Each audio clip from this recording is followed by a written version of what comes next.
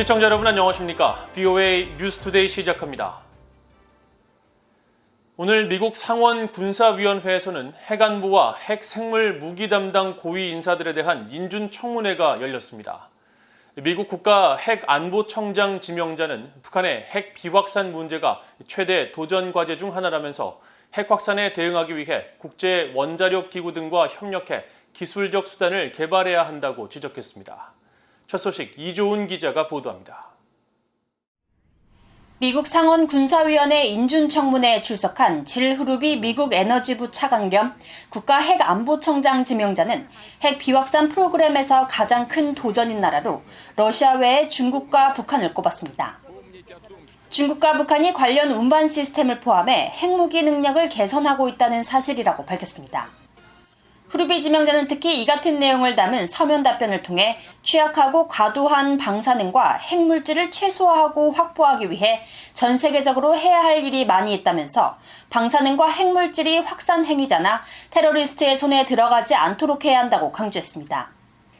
흐루비 지명자는 이어 이란과 북한이 확산 방지 규정을 지키지 않고 있다면서 이런 위협에 지속적으로 맞서야 한다고 밝히고 국제 원자력 기구 IAEA 그리고 국제사회와 협력해 규정을 어기는 문제를 해결하기 위한 기술적 수단과 역량을 개발해야 한다고 지적했습니다. 프랭크 로즈 국가핵안보청 수석 부청장 지명자도 이날 인준청문회 서면 답변을 통해 핵 비확산 문제의 3대 과제로 북한과 이란의 위협을 꼽으며 국제 파트너들과 협력해 이들의 위협을 해결할 필요성이 계속되고 있다고 밝혔습니다. 인준청문회에 함께 출석한 데보라 로젠블룸 국방부 핵 생화학 무기 프로그램 담당 차관보 지명자는 테러리스트 조직이 북한과 같은 불량 국가로부터 핵무기 구입을 어떻게 막아야 하는지 묻는 질문에 민간용 핵물질 확보의 중요성을 강조했습니다. It is something I believe appropriately we do need to be concerned about and is part of the reason that there needs to be emphasis put on securing nuclear materials, civilian nuclear materials throughout the world, particularly as we see the use of nuclear energy. 이날 청문회에선 한반도 생화학무기 위협에 대응하기 위한 주한미군 준비태세 개선을 지적한 미국 회계감사원 보고서에도 불구하고 국방부가 관련 백신 구입 등이 포함된 프로그램을 중단한 데 대한 우려도 제기됐습니다. 로젠블룸 지명자는 합동군이 생물무기뿐 아니라 대량 살상 무기로 인한 모든 종류의 위협에 대응하기 위해 필요한 보호장치를 갖는 것이 중요하다며 인준되면 국방부의 관련 프로그램 중단 정책을 검토하겠다고 밝혔습니다. 크리스토퍼 메이어 국방부 특수작전 저강도 충돌 담당 차관보 지명자는 서면 답변을 통해 북한 이란과 같은 불량 정권 억지 등에 우선순위를 둬야 한다는 2018년 국방전략에 동의한다고 밝혔습니다. 메이어 지명자는 그러면서 로이드 오스틴 국방장관이 밝혔듯이 중국은 직면한 위협이고 러시아, 북한, 이란은 진전되고 끊임없는 위협이라고 지적했습니다. VOA 뉴스 이조은입니다.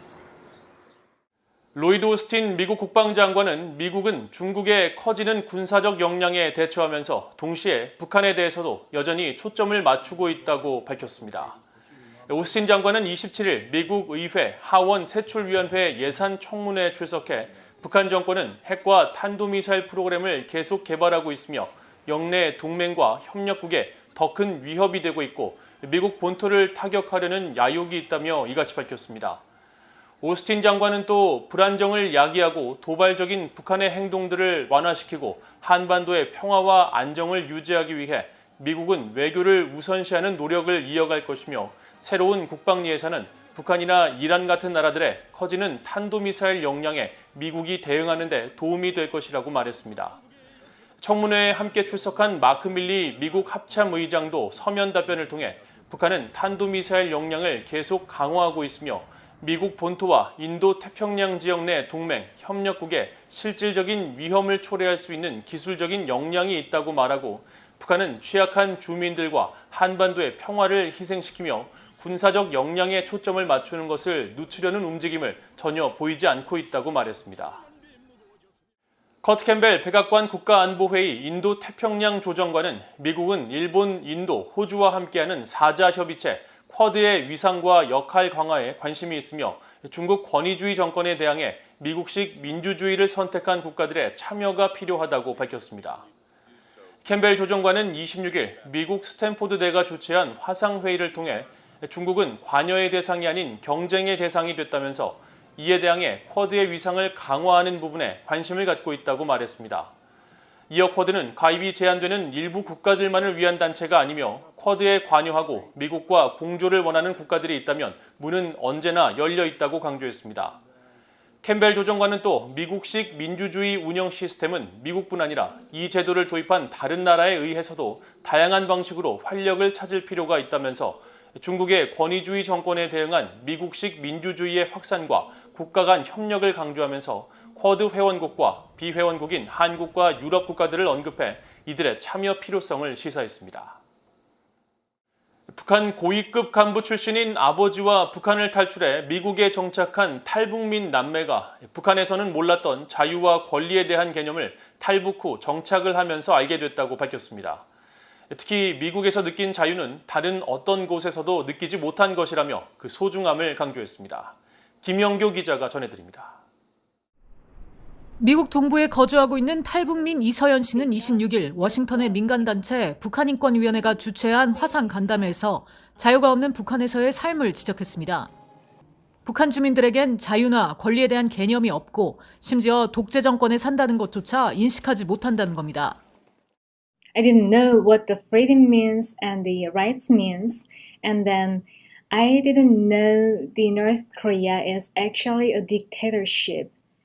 I never suffered from hunger in North Korea, but I didn't have the full freedom as the other international society enjoy. 북한 정권의 통치 자금을 관리하는 노동당 39호실 고위 관리였던 아버지 리정호 씨와 어머니 그리고 오빠와 함께 2014년 10월 북한을 탈출해 미국에 망명한 이서연 씨는 탈북 후 1년간 한국에 머물렀을 당시 한국의 발전상에 놀랐다며 북한이 사회주의 대신 민주주의와 자본주의를 받아들였다면 북한 주민들도 한국 사람들과 비슷한 환경에서 살 수 있었을 것이라고 말했습니다. 서연 씨의 오빠 이현승 씨는 북한군에서 3년 넘게 복무한 뒤 중국의 동북재정경제대학에 유학을 갔을 때 중국인들이 누리는 자유에 놀랐었는데 나중에 한국에 가보니 한국 사람들은 더 큰 자유를 누리고 있었다고 말했습니다. I defected in 2014 and I realized South Korea has more freedom and then more joy to enjoy in your life. And then all this economic development and then those freedom they have is not came from the government. 이현승 씨는 그러면서 신변 보호 문제로 가족 모두 미국으로 망명을 했는데 이후 미국에서 누리는 자유와 삶의 질은 또 다른 느낌이었다고 말했습니다. Life in United States is like ocean, and then life in South Korea is like a river, and the life in China is like a stream, and the North Korean life is like a pool in terms of like freedom and then life quality. 최근까지 북한의 소식을 전하는 유튜버로 활동했던 이들은 가까운 지인들이 북한 김정은 정권에 의해 사형을 당하거나 정치범 수용소에 수감당하는 것을 목격한 뒤 탈북을 결심했다면서 북한은 더 이상 살 곳이 아니며 김정은 위원장은 더 이상 섬길 수 있는 지도자가 아니라고 생각했다고 밝혔습니다. 이들 탈북남매는 북한의 인권 침해 문제는 핵무기를 비롯한 모든 북한 문제의 핵심이라면서 미국의 바이든 행정부가 북한의 인권 상황을 우선시하기를 바란다고 말했습니다. VOA 뉴스 김현교입니다.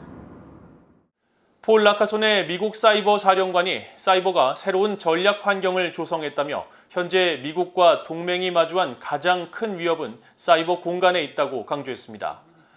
라카손의 사령관은 27일 미군 통신전자협회가 주최한 심포지움에 참석해 이같이 말하며 현재 사이버 안보와 관련해 중국과 러시아의 위협이 가장 크다고 밝혔습니다. 이어 이들 두 국가 외에도 북한과 이란이 제기하는 위협을 무시할 수 없다면서 특히 북한은 국제 금융 시스템에 중대한 위협을 제기하고 있는데 미국과 유엔 제재를 피해 불법적으로 금융기관에 침투해 재정적인 이익을 취하고 있다고 지적했습니다. 라카손의 사령관은 그러면서 이 같은 사이버 위협에 대응하기 위해서는 각 정부 부처 간의 협력뿐 아니라 민간 영역, 학술기관 등과의 범영역적 통합 노력이 반드시 필요하다고 덧붙였습니다. 미국 재무부에서 제재 문제를 다루는 테러 자금 담당 차관보에 엘리자베스 로젠버그 재무부 부장관 고문이 지명됐다고 26일 백악관이 밝혔습니다. 로젠버그 지명자는 오바마 행정부 시절인 2009년 5월부터 2013년 9월까지 재무부에서 테러 금융정보 차관과 테러리스트 자금 및 금융정보 담당 차관부의 선임 고문을 지냈으며 최근까지 워싱턴의 민간단체인 신미국안보센터에서 에너지와 경제, 안보 프로그램 국장으로 대북 제재에 대한 의견을 밝혀왔습니다. 로젠버그 지명자는 특히 트럼프 행정부의 미국 정상외교 진행 당시 대북 제재 완화 카드를 성급하게 써서는 안 된다며 제재 완화에 대한 반대 의사를 분명히 했으며 미국 평화연구소 토론회에서는 북한에 대한 인센티브를 주기 위해 제재를 해제해서는 안 된다는 입장을 밝혔고 기고문을 통해서는 북한이 핵과 미사일 확산과 관련된 불법 금융활동에서 가장 정교한 범죄 국가 행위자라고 지적하기도 했습니다. 이상으로 VOA 뉴스투데이를 모두 마칩니다. 시청해주신 여러분 고맙습니다.